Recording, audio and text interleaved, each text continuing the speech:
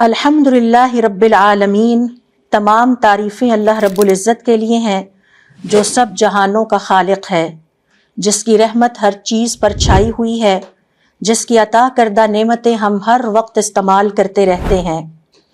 آج کے اس سیشن میں ہم 21ویں سپارے کا مختصر مطالعہ کریں گے تاکہ ہم 21ویں سپارے میں اللہ رب العزت نے ہمیں جو پیغام دیے ہیں ہم ان کو سمجھ سکیں اور اپنی زندگی میں ان پر عمل کر سکیں۔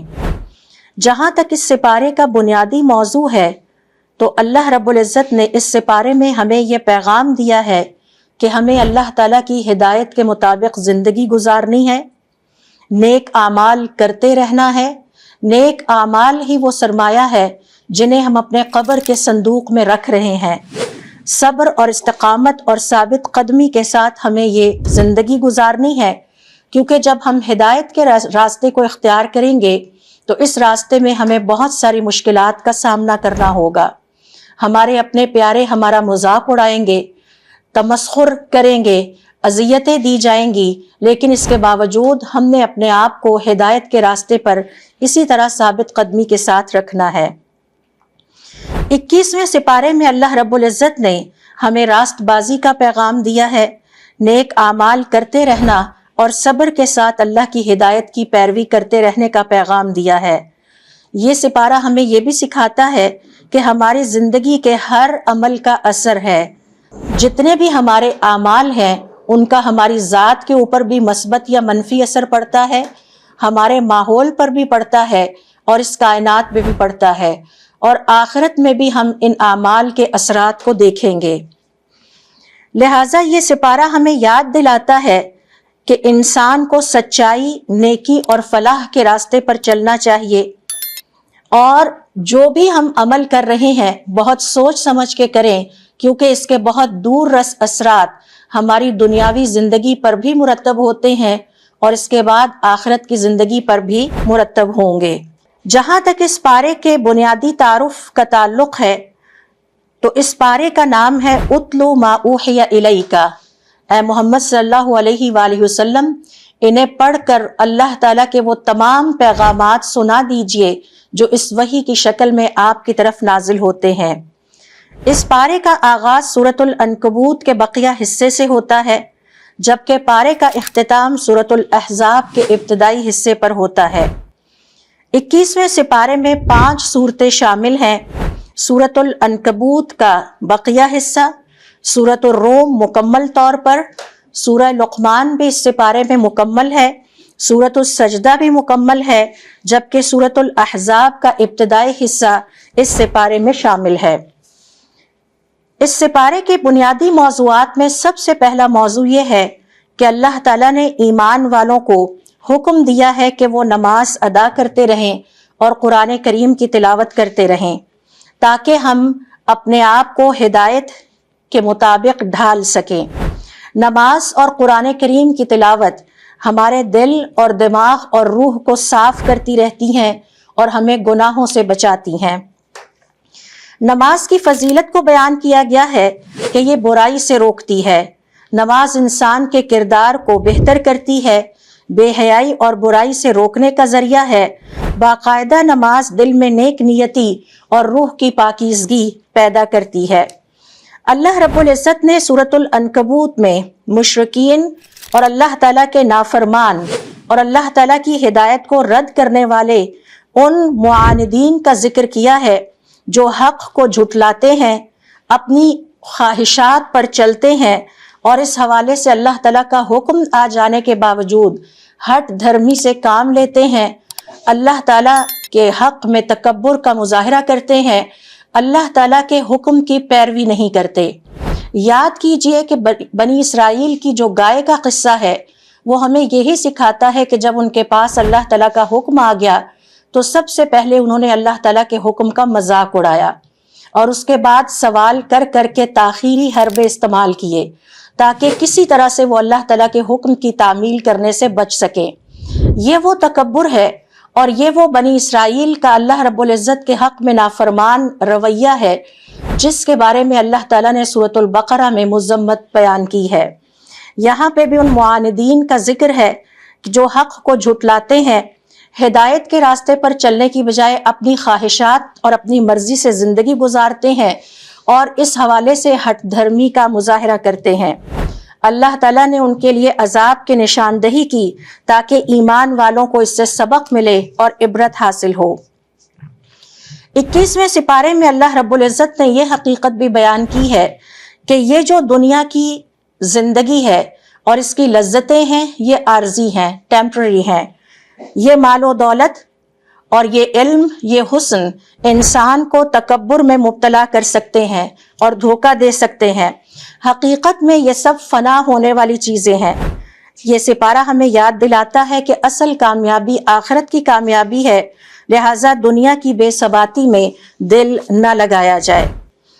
سورۃ العنکبوت میں اللہ رب العزت نے یہ حقیقت بھی بیان کی ہے کہ ایمان محض زبان سے دعویٰ کرنے کا نام نہیں، بلکہ اللہ تعالیٰ جب ہم ایمان کا دعویٰ کرتے ہیں تو پھر وہ ہمیں آزمائشوں میں ڈالتا ہے تاکہ وہ ہمیں پرکھ سکے کون واقعی اپنے دعوے میں سچا ہے اور کون اپنے دعوے میں جھوٹا ہے۔ اللہ تعالیٰ نے اس صورت میں مختلف فتنوں اور امتحانات کا ذکر کیا ہے جو بندے کے ایمان، صبر اور استقامت کو جانچنے کے لیے زندگی میں آتے ہیں تاکہ واضح ہو جائے کہ کون اللہ کے دین پر مضبوطی کے ساتھ اور ثابت قدمی کے ساتھ قائم رہتا ہے اور کون اللہ تعالیٰ کے ہدایت کے راستے کو ترک کرنے والا ہے۔ آئیے دیکھتے ہیں فتنے کون کون سے ہیں۔ اس میں سب سے پہلے والدین کے فتنے کا ذکر کیا گیا ہے۔ اگر والدین اللہ تعالیٰ کے ساتھ شرک کرنے پر مجبور کریں تو ان کی بات نہیں مانی جائے گی۔ اگر والدین اللہ تعالیٰ کی نافرمانی پر مجبور کریں تو ان کی بات نہیں مانی جائے گی۔ یہ فتنہ ہمیں سکھاتا ہے کہ دین میں سب سے مقدم اللہ تعالیٰ کی اطاعت ہے، چاہے معاملہ والدین کا ہی کیوں نہ ہو۔ حضرت ابراہیم علیہ السلام کی مثال ہم سب کے سامنے ہے، جب انہوں نے بتوں کی پوجا کرنے سے انکار کر دیا اور توحید کا راستہ اختیار کیا اور انتہائی نرمی اور شفقت کے ساتھ اپنے والد کو بھی سمجھایا کہ جن بتوں کی پوجا آپ کرتے ہیں یہ غلط طریقہ ہے، اس کے مقابلے میں ہمیں صرف ایک اللہ رب العزت کی عبادت کرنی ہے۔ دوسرا فتنہ ہے لوگوں کا فتنہ۔ کچھ لوگ انسانوں کے خوف کو اللہ تعالیٰ کے عذاب جیسا سمجھ لیتے ہیں اور انسانوں کے خوف سے ہدایت کے راستے پر نہیں آتے۔ انہیں یہ خوف ہوتا ہے کہ لوگ کیا کہیں گے، ہمارے رشتہ دار کیا کہیں گے، میں اگر نماز پڑھوں گی تو میرے دوست احباب کیا کہیں گے۔ لہٰذا یہ فتنہ ہمیں بتاتا ہے کہ مومن ہر حال میں حق اور ہدایت کے راستے پر قائم رہتا ہے، چاہے لوگوں کی طرف سے اسے کتنی ہی اذیت کیوں نہ ملے۔ اسے اس بات کی پرواہ نہیں ہونی چاہیے کہ لوگ کیا کہیں گے، رشتہ دار کیا کہیں گے۔ اس کی فکر صرف اور صرف یہ ہونی چاہیے کہ میرا اللہ میرے بارے میں کیا سوچے گا اور کیا کہے گا۔ تیسرے فتنے کا یہاں پر اللہ رب العزت نے ذکر کیا ہے قوم لوط کی مثال دے کر کہ بے لگام خواہشات کے آگے بند باندھا جائے، اللہ تعالیٰ کے احکام کی فرما برداری کرتے ہوئے ہر طرح کی فحاشی، بے حیائی اور عریانی کو نو کہا جائے، کیونکہ اس طرح کی شہوت پرستی اخلاقی تباہی اور اللہ تعالیٰ کے عذاب کا باعث بنتی ہے۔ چوتھے فتنے کا ذکر کیا گیا ہے سورۃ العنکبوت میں، وہ ہے علم کا فتنہ۔ وحی اور قرآن کی حقیقت کو دلیل بنایا گیا ہے اور منکرین کا رد کیا گیا ہے۔ یہ فتنہ ہمیں سکھاتا ہے کہ اصل علم وہ ہے جو انسان کو عاجزی اور اطاعت کی طرف لے جائے، وہ علم جو انسان کو مغرور کر دے، تکبر میں مبتلا کر دے، اللہ تعالیٰ سے دور کر دے، وہ علم نہیں، وہ فتنہ ہے، اسے ہمیں اپنے آپ کو بچانا ہوگا۔ پانچواں فتنہ ہے قوت اور طاقت کا فتنہ۔ اللہ رب العزت نے یہاں پر عاد کی مثال بیان کی ہے، انتہائی طاقتور لوگ تھے۔ سمود اور قارون جیسے طاقتور لوگوں کے بارے میں بیان کیا اور ان کا انجام بھی بیان فرمایا۔ یہ فتنہ بتاتا ہے کہ طاقت اور اقتدار اگر غرور اور نافرمانی میں بدل جائے تو انسان کی تباہی یقینی ہوتی ہے۔ چھٹا فتنہ ہے دنیاوی زندگی کا فتنہ۔ دنیا کو محض کھیل اور تماشا قرار دیا گیا ہے۔ یہ فتنہ ہمیں یاد دلاتا ہے کہ اصل اور ہمیشگی کی زندگی آخرت کی زندگی ہے۔ دنیا کی زندگی عارضی ہے، ناپائیدار ہے۔ 7واں فتنہ سورۃ العنکبوت میں بیان کیا گیا ہے کہ امن و امان کا فتنہ ہے۔ مصیبت میں ہم کس کو پکارتے ہیں؟ جب سارے سہاروں سے امید ٹوٹ جاتی ہے تو انسان کی زبان سے مصیبت کے وقت اور تکلیف کے وقت صرف اللہ کا نام آتا ہے، وہ اللہ تعالیٰ کو پکارتا ہے۔ یہ فتنہ ہمیں سکھاتا ہے کہ سچا مومن وہ ہے جو صرف مصیبت اور تکلیف کے وقت ہی اللہ کو نہیں پکارتا بلکہ اچھے حالات میں بھی اپنے رب کا وفادار بن کر رہتا ہے۔ سورۃ العنکبوت ہمیں سکھاتی ہے کہ ایمان کی مضبوطی آزمائشوں سے ظاہر ہوتی ہے۔ اللہ تعالیٰ کے ہاں آخرکار کامیاب وہی ٹھہرتے ہیں جو ہر فتنے میں اللہ تعالیٰ پر مکمل بھروسہ کرنے والے ہوتے ہیں۔ 21ویں سپارے میں سورۃ الروم میں اللہ رب العزت نے ہمیں یہ سکھایا ہے کہ 9 سال کے اندر روم کے اہل کتاب عیسائی ایران کے بت پرستوں کو شکست دیں گے۔ یہ پیشگوئی مسلمانوں کے ایمان کی مضبوطی کا باعث بنی اور انہیں حوصلہ ہوا اور سہارا ملا۔ اور اس قصے کی تفصیل کچھ اس طرح سے ہے کہ اس وقت 2 بڑی سپر پاورز تھیں، ایک ایران کے یا فارسی تھے اور اس کے مقابلے میں اہل کتاب دوسرے تھے جو کہ رومنز تھے۔ جو مکہ کے کفار تھے وہ فارسیوں کے ساتھ ملے ہوئے تھے کیونکہ کفار بھی بت پرست تھے اور فارسی بھی بت پرست تھے۔ اس کے مقابلے میں جو روم کے عیسائی تھے وہ وہی پر یقین لانے والے تھے اور ان کے پاس اللہ تعالیٰ کی شریعت موجود تھی، لہٰذا ان کا جھکاؤ مسلمانوں کی طرف زیادہ تھا۔ تو اللہ رب العزت نے مسلمانوں کو یہ خوشخبری دی کہ عنقریب تم دیکھو گے کہ اس وقت جو فارسی رومیوں پر غالب ہیں ان کا یہ غلبہ ختم ہو جائے گا اور رومی غالب آ جائیں گے۔ اور پھر یہ خوشخبری بھی سنائی گئی کہ اسی عرصے میں مسلمان مشرکین قریش پر فتح کی خوشی منا رہے ہوں گے۔ یہ فتح بدر کی صورت میں ظاہر ہوئی اور اس سے مسلمانوں کے حوصلے اور ایمان مزید مضبوط ہو گیا۔ سورۃ الروم میں اللہ تعالیٰ نے توحید کے دلائل بھی بیان کیے ہیں اور اس سے اللہ تعالیٰ کی عظمت اور اس کے قدرت کی عظمت بھی ظاہر ہوتی ہے۔ اللہ رب العزت بیان فرماتے ہیں، کیا تم غور نہیں کرتے کہ اللہ تعالیٰ نے زندہ کو مردے سے اور مردے کو زندہ سے پیدا کیا ہے؟ یہ اللہ تعالیٰ کی زبردست طاقت اور اس کی قدرت کی ایک دلیل ہے۔ اسی طرح سے انسان کی پیدائش مٹی سے ہوئی، یہ دوسری دلیل ہے اللہ تعالیٰ کی توحید پر اور اللہ تعالیٰ کی قدرت پر۔ انسان کی تخلیق مٹی سے ہوتی ہے اور پھر اللہ تعالیٰ اسے مختلف مراحل سے گزار کر انتہائی خوبصورت اور پرکشش شکل و صورت عطا فرماتے ہیں اور مناسب قد و قامت بھی عطا کرتے ہیں۔ ہے کوئی ایسی ذات یا ہے کوئی ایسا انسان جو اپنی مرضی سے اپنی تخلیق کر سکے؟ یقیناً نہیں۔ تیسری دلیل اللہ تعالیٰ توحید پر یہ قائم کرتے ہیں کہ کیا کبھی آپ نے غور کیا کہ زوجین کے درمیان یعنی میاں اور بیوی کے درمیان جو محبت اور رحمت پائی جاتی ہے وہ بھی اللہ تعالیٰ کی نعمتوں میں سے ایک ہے اور اللہ تعالیٰ کی عطا میں سے ایک ہے، اور اس سے تمہارے معاشرے مضبوط ہوتے ہیں۔ اگلی دلیل ہے رات اور دن کا تسلسل کے ساتھ آگے پیچھے آنا اور جانا۔ انسان کی نیند، رات کے وقت اس کا آرام کرنا، دن کے وقت اس کا اپنے روزگار کو تلاش کرنا، یہ ترتیب کس نے بنائی ہے؟ یقیناً یہ ترتیب میں نے اور آپ نے نہیں بنائی، یہ اللہ تعالیٰ کی قدرت کی نشانی ہے اور اس سے ہماری زندگی ڈسپلن ہوتی ہے۔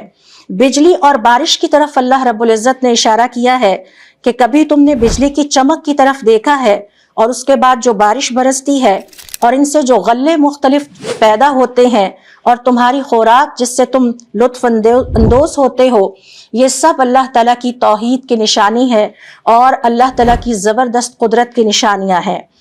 پھر اللہ رب العزت اگلی دلیل ہمیں دکھاتے ہیں کہ زمین اور آسمان کے اس مستحکم نظام کی طرف دیکھیے، یہ اللہ تعالیٰ کی حکمت اور زبردست طاقت اور قدرت کی علامت ہے جو کائنات کے ہر گوشے میں ہمیں نظر آتی ہے۔ سورہ لقمان میں اللہ رب العزت نے پھر اپنی توحید کا تذکرہ کیا ہے کہ اللہ تعالیٰ ایک ہے، اس کے سوائے کسی کی عبادت نہ کی جائے، اس کے ساتھ کسی کو شریک نہ ٹھہرایا جائے اور پوری کائنات پر صرف اور صرف اللہ تعالیٰ کی حکمرانی ہے۔ وہی اس کائنات کا خالق ہے، وہی اسے چلا رہا ہے اور تمام نعمتیں اللہ رب العزت کی تخلیق ہیں۔ اللہ رب العزت نے انسانوں کو یہاں پیغام دیا ہے کہ اللہ کے سوا کوئی عبادت کے لائق نہیں ہے۔ اللہ تعالیٰ نے یہاں پھر اپنی قدرت کے 4 دلائل کی طرف ہماری توجہ دلائی ہے۔ آسمان مضبوط اور مستحکم ہے، یہ اللہ تعالیٰ کی قدرت اور اس کے خالق ہونے کی نشانی ہے۔ پہاڑ اس زمین کو مستحکم کیے ہوئے ہیں، پہاڑ اللہ رب العزت کی زبردست نشانی ہے۔ رینگنے والے مویشی اور حشرات کا تذکرہ کیا ہے کہ چھوٹی سے چھوٹی مخلوقات میں بھی آپ کو اللہ تعالیٰ کی قدرت نظر آتی ہے۔ ایک مکھی کی مثال لے لیجئے، اس کے اندر بھی کتنے بڑے بڑے سسٹمز کام کر رہے ہیں۔ ایک مچھر کی مثال لے لیجئے، ہم اس کی تخلیق پر بھی قادر نہیں ہیں۔ یہ سب اللہ تعالیٰ کی مخلوقات ہیں۔ برسنے والی بارش کا اللہ تعالیٰ نے تذکرہ کیا ہے کہ اس سے تمہاری زمین زندہ ہوتی ہے اور تمہیں طرح طرح کا رزق اللہ تعالیٰ کے حکم سے عطا ہوتا ہے۔ جب ہم اللہ تعالیٰ کی نعمتوں میں گھرے ہوئے ہیں تو پھر یہ کیسے ممکن ہے کہ ہم اللہ تعالیٰ کی نافرمانی کریں؟ یہ اللہ تعالیٰ کے ساتھ بے وفائی ہے، وفاداری نہیں ہے۔ سورہ لقمان میں ہی دیکھیے، حضرت لقمان علیہ السلام اپنے بیٹے کو زندگی کی کچھ بنیادی نصیحتیں کرتے ہیں۔ اللہ تعالیٰ کے ساتھ کسی کو شریک نہ ٹھہرانا، ہر عمل کا حساب اللہ رب العزت کے ہاں ہونا ہے، چاہے وہ چھوٹا ہے چاہے وہ بڑا ہے، چاہے وہ برا ہے یا وہ اچھا ہے، حتیٰ کہ ذرہ بھر نیکی، رائی برابر نیکی بھی حاضر کر دی جائے گی اور رائی بھر برائی بھی اللہ تعالیٰ کے سامنے حاضر کر دی جائے گی۔ نماز پڑھتے رہنا، نیکی کی ترغیب دیتے رہنا، نیکیوں کو اپنے ماحول میں زندہ رکھنا اور اللہ تعالیٰ کی نافرمانیوں سے روکتے رہنا، وہ کام جو اللہ تعالیٰ کو پسند نہیں ہے خود بھی نہ کرنا اور دوسروں کو بھی اس کے بارے میں بتاتے رہنا۔ زندگی کی آزمائشوں میں صبر اور تحمل اختیار کرتے رہنا۔ انہوں نے اپنے بیٹے کو یہ بھی نصیحت کی کہ زمین پر چلتے ہوئے معتدل انداز میں چلنا اور مناسب آواز میں بات کرنا، چال چلن اور اعتدال اور بات چیت میں شائستگی اور وقار اختیار کرنا۔ یہ وہ نصیحتیں ہیں جو کہ حضرت لقمان علیہ السلام نے اس سورت کے مطابق اپنے پیارے بیٹے کو کی۔ 21ویں سپارے کی سورت السجدہ کے تناظر میں آئیے دیکھتے ہیں کہ اس کے بنیادی موضوعات کیا ہیں۔ اللہ تعالیٰ نے ایک دفعہ پھر قرآن کریم کی عظمت کو بیان کیا کہ یہ قرآن اللہ تعالیٰ کا کلام ہے، اللہ تعالیٰ کا پیغام ہے، اور پھر اپنی توحید کی طرف ہمیں بلایا ہے کہ اپنے رب کو پہچانو، اس کائنات کی مختلف نعمتوں کی طرف دیکھو اور اس سے اپنے رب کو جانو، اور اللہ کے علاوہ کسی کی عبادت نہ کرنا، اللہ کے علاوہ کسی کا کہنا نہ ماننا، اللہ تعالیٰ کا حکم ماننا، ہدایت کے راستے کو اختیار کرنا۔ یہ آغاز ہمیں باور کراتا ہے کہ آسمان اور زمین کا خالق صرف ایک ہے، ہر کام کی تدبیر کرنے والا صرف اللہ ہے۔ پھر اللہ رب العزت ہماری توجہ اس بات کی طرف دلاتے ہیں کہ کیا انسان اپنی تخلیق کے مختلف مراحل پر غور نہیں کرتا؟ کیسے اللہ تعالیٰ نے اسے ایک قطرے سے پیدا کیا، اسے خوبصورت پرکشش شکل و صورت اور مناسب قد و قامت عطا کی، یہ بھی اللہ تعالیٰ کی قدرت کی نشانیوں میں سے ایک ہے۔ قیامت اور جزا اور سزا کے دن کا بھی اللہ رب العزت یہاں ذکر کرتے ہیں کہ قیامت کے دن مجرمین اللہ تعالیٰ کے سامنے سر جھکائے کھڑے ہوں گے، حسرت انہیں ہو رہی ہوگی، ان پر ذلت اور رسوائی چھائی ہوگی، اور وہ تمنا کریں گے کہ کاش ایک دفعہ ہمیں ایک موقع اور مل جائے، ہم دنیا میں واپس چلے جائیں، ہدایت کا راستہ اختیار کریں اور نیک اعمال کا سرمایہ اکٹھا کر کے دوبارہ اپنے رب کے سامنے حاضر ہوں۔ اس کے مقابلے میں مومن اس دن خوش، مطمئن اور چمکتے ہوئے چہروں کے ساتھ اپنے رب کے سامنے حاضر ہوں گے۔ یہ وہ مومن ہیں جو دنیا میں اللہ تعالیٰ کی خاطر قربانی دیتے رہے، کبھی انہوں نے اپنی خواہشات کی قربانی کی، اپنی نفس کی پوجا نہیں کی، اپنی نفس پرستی کو نو کہا اور اللہ تعالیٰ کے احکام کی پابندی کرتے رہے۔ اللہ تعالیٰ ان کو وفد کی شکل میں حاضر کریں گے، ان کو اعزاز اور اکرام سے نوازا جائے گا۔ جنت میں اللہ رب العزت فرماتے ہیں کہ ان کے لیے ایسی نعمتیں رکھی ہوں گی جن کا کبھی انہیں خیال تک بھی نہیں آیا تھا۔ حضرت موسیٰ علیہ السلام اور تورات کا ذکر بھی یہاں پر اللہ تعالیٰ نے کیا ہے۔ اللہ تعالیٰ نے حضرت موسیٰ علیہ السلام کو تورات عطا کی تاکہ ہدایت اور شریعت لوگوں تک پہنچ سکے۔ یہ انسانیت کے لیے رہنمائی پر مبنی کلام تھا۔ اسی طرح سے 21ویں سپارے میں سورہ احزاب کے ابتدائی حصے میں اللہ رب العزت کا پیغام یہ ہے کہ زمانہ جاہلیت میں بعض لوگ یہ عقیدہ رکھتے تھے کہ انسان کے سینے میں دو دل ہوتے ہیں۔ اللہ رب العزت نے واضح کیا کہ انسان کا صرف ایک ہی دل ہوتا ہے، یا تو یہ ایمان والا ہوگا یا کفر والا ہوگا۔ اور اس کے پیچھے قصہ یہ ہے کہ ایک منافق شخص یہ کہا کرتا تھا کہ میرے سینے میں دو دل ہیں، ایک دل حضرت محمد صلی اللہ علیہ وآلہ وسلم کے ساتھ ہے اور ایک دل کفار کے ساتھ ہے۔ اللہ رب العزت نے اس کے اس دعوے کی نفی اور تردید کی اور بتایا کہ انسان کے سینے میں ایک ہی دل ہو سکتا ہے، یا تو وہ اللہ تعالیٰ سے محبت رکھنے والا دل ہوگا یا پھر وہ اللہ تعالیٰ کے دشمنوں سے محبت رکھنے والا دل ہوگا۔ اسی طرح سے زہار کے کلمات اور اس کا کفارہ بھی یہاں بیان کیا گیا۔ کچھ لوگ یہ سمجھنے لگے تھے کہ زہار کے الفاظ کہنے سے بیوی ہمیشہ کے لیے حرام ہو جاتی ہے۔ اللہ تعالیٰ نے واضح کیا کہ کفارہ دینے سے یہ حرمت ختم ہو جاتی ہے اور شوہر اور بیوی دونوں آپس میں دوبارہ اپنا تعلق قائم کر سکتے ہیں۔ منہ بولے بیٹے کے حوالے سے بھی احکام کو یہاں واضح کیا گیا۔ بعض لوگ اسے حقیقی بیٹے کی طرح سمجھتے تھے۔ اللہ رب العزت نے واضح کیا کہ شرعی لحاظ سے منہ بولا بیٹا حقیقی بیٹے والے حقوق کا مستحق نہیں ہوتا۔ حقیقی بیٹے کے شریعت میں احکام اور ہیں، اور منہ بولا بیٹا وہ احکام انجوائے نہیں کرتا، نہ ہی وہ ان کے لیے انٹائٹلڈ ہے۔ 21ویں سپارے میں کچھ قصے بھی اللہ رب العزت نے بیان کیے ہیں، جن میں رومیوں کی فتح کا قصہ ہے۔ یہ قصہ ہمیں یہ تعلیم دیتا ہے کہ ایمان والوں کو امید اللہ سے رکھنی چاہیے، صبر کے ساتھ وہ ہدایت اور اللہ کی فرما برداری کے راستے پر چلتے رہیں۔ ہر شکست کے بعد اللہ کی رضا سے آخر کار کامیابی ایمان والوں کو اللہ تعالیٰ کے فرما برداروں کو عطا کی جائے گی۔ اسی طرح سے اس سپارے میں غزوہ احزاب کا قصہ بھی بیان ہوا ہے کہ جب مکہ کے یہودیوں نے مدینہ کے قبائل پر حملہ کیا، مسلمانوں نے حضور اکرم صلی اللہ علیہ وسلم کی ہدایت پر خندق کھودی اور اپنے دشمن کا مقابلہ کیا۔ یہ قصہ ہمیں تعلیم دیتا ہے کہ اتحاد حکمت سے ہم اپنا دفاع کر سکتے ہیں۔ ایمان والوں کے لیے سبق ہے کہ دشمن کے مقابلے میں حکمت اور صبر سے کام لیا جائے۔ حضرت لقمان علیہ السلام اور ان کے بیٹے کا قصہ بھی یہاں پر آتا ہے۔ یہ قصہ دراصل ہم والدین اور بزرگوں کے لیے ایک تعلیم ہے۔ اللہ رب العزت کا ایک پیغام ہے کہ ہم والدین یا اساتذہ یا گھر کے بزرگ ہمیں اپنے بچوں کو اور نوجوان نسل کو اللہ رب العزت سے جوڑنا ہے۔ اللہ تعالیٰ کے پیغام کو اپنی اولاد تک پہنچانا ہے، اپنے طالب علموں تک پہنچانا ہے، اور ہمیں انہیں بتانا ہے کہ اللہ تعالیٰ ہم سے اور ان سے کیا چاہتے ہیں۔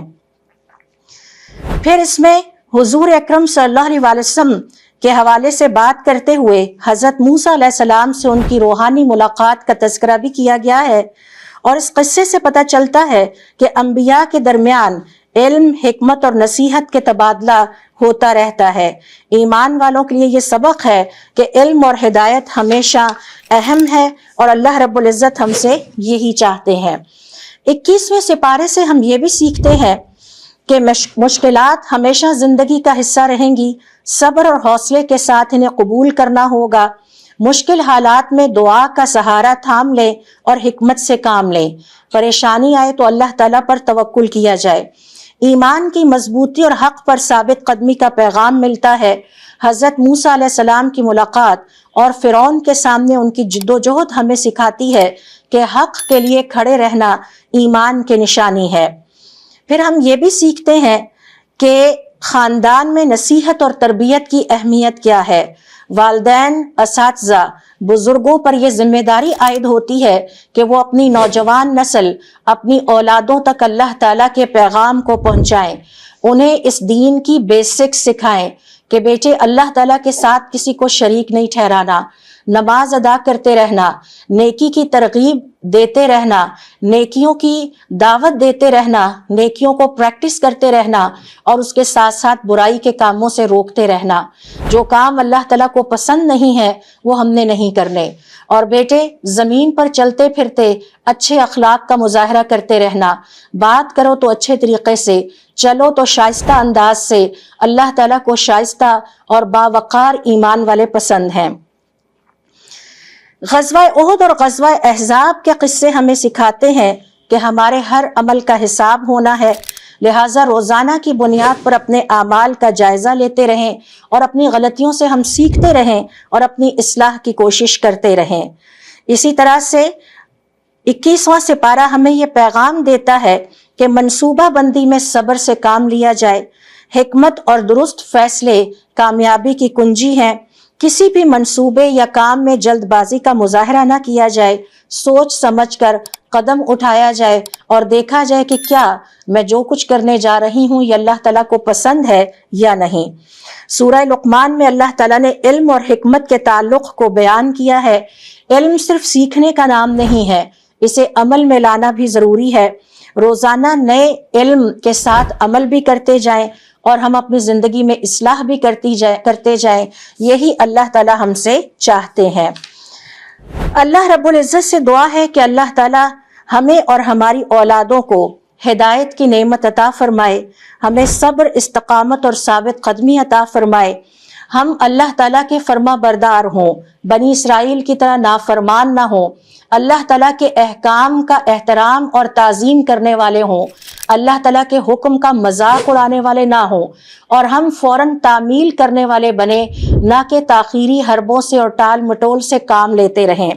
سبحانک اللہم و بحمدک اشہد ان لا الہ الا انت استغفرک و اتوب الیک۔